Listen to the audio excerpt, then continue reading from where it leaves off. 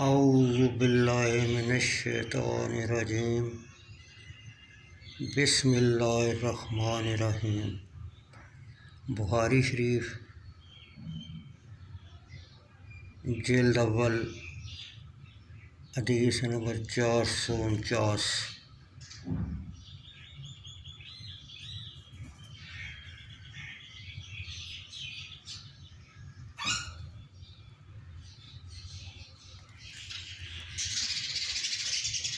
حضرت ابو سعید خدری رضی اللہ تعالیٰ عنہ راوی ہیں، نبی اکرم صلی اللہ علیہ وسلم نے خطبہ ارشاد فرمایا کہ اللہ تعالیٰ نے اپنے ایک بندے کو دنیا آخرت میں رہنے کا اختیار عطا فرمایا اور اس بندے نے آخرت کو پسند کر لیا۔ یہ سن کر حضرت ابو بکر رضی اللہ تعالیٰ عنہ اشکبار ہوئے۔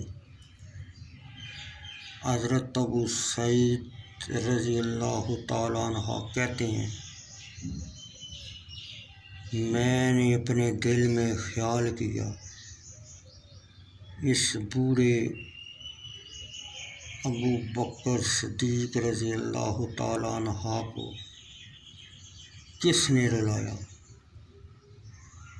اگر اللہ تعالیٰ نے بندے کو دنیا و آخرت کا اختیار دیا تو اس بندے نے آخرت کو پسند کر لیا تو کیا ہوا؟ جب ابہام دور ہوا تو پتہ چلا وہ بندہ جس کو اختیار دیا گیا ہے رسول اللہ صلی اللہ علیہ وسلم تھے، اور حضرت ابو بکر صدیق رضی اللہ تعالیٰ عنہ ہم میں سب سے زیادہ جاننے والے تھے۔ پھر آپ صلی اللہ علیہ وسلم نے فرمایا، اے ابو بکر رضی اللہ تعالیٰ عنہ، مت روو، تم لوگوں میں مصاحبت اور مال کے لحاظ سے مجھ پر زیادہ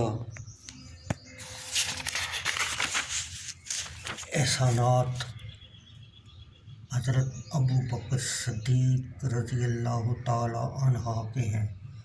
اگر میں اپنی امت میں سے کسی کو خلیل بنانا چاہتا تو حضرت ابو بکر صدیق رضی اللہ تعالیٰ عنہ کو اپنا خلیل بناتا، لیکن اسلام کی قوت و محبت خلط سے بہتر ہے۔ اور فرمایا، مسجد میں حضرت ابو بکر صدیق رضی اللہ تعالیٰ عنہ کے دروازہ کے علاوہ کسی کا دروازہ نہ رہنے دیا جائے۔